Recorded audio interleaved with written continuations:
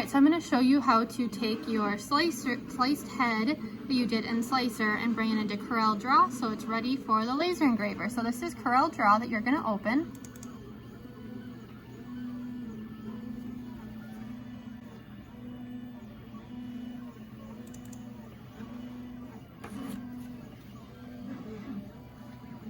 So this little thing that pops up, you don't need to create an account, you're just going to click skip.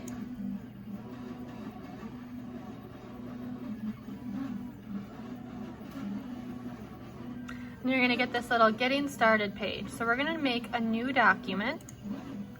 And there's some settings in here that you're going to need to change on yours. So I would change the name of your file to like sliced head. You could put your name in it. So that when you save, it already has a name. So our size that we want to set our document to is 24 inches by 12 inches. This is the size of our laser bed. And just for helping with placement and like knowing that what you're making fits in there, we always want to do 24 by 12. So also we need to make sure our primary color mode is RGB. That stands for red, green, blue. That's the type of color mode that our laser can read, and it knows to do certain things when the colors are either red, green, or blue. And then we also want our dots per inch to be 300. So 24 by 12.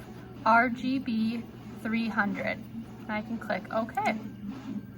So it's going to load up this blank document. So now we need to find your PDF of your sliced head. So there is this little import button. And I know I have mine in my network space. So I have this fly final head. Or final sliced head. So it might show up as like this Chrome document, but that should be your PDF. And it's going to ask you, is this PDF text or curved? So ours is mostly curved lines. So I'm going to click OK.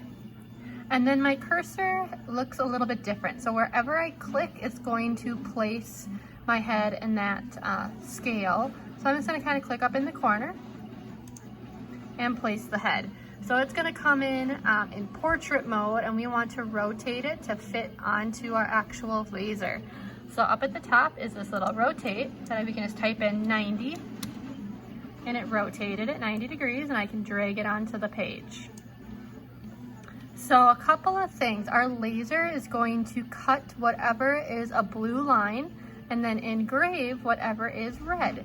So right now there is this blue border around our page that you can see here that we don't need the laser to cut out because our cardboard is already that size. So we want to get rid of that line, but right now everything is stuck together, so we can't move anything around or delete anything. So I'm going to right click and ungroup all. So now if I click off of my document and I can click on just this blue border, and only that blue border moves around. So then on my keyboard, I'm going to push the delete button. And then it goes away. So then I can click and drag and select everything again and move everything to be on my actual page. There we go. So all of these little dots that are on your pieces, we're going to want to keep all of those, or all of these little squiggles we want to keep. But you might have some tiny little pieces that might be like really, really small that are just going to get burned out on the laser anyways. You can delete those if you want. So the easiest is if you click and drag and select it all and just click delete. But most likely you're going to keep everything exactly where it is. So the only other thing we need to do is click and drag over everything.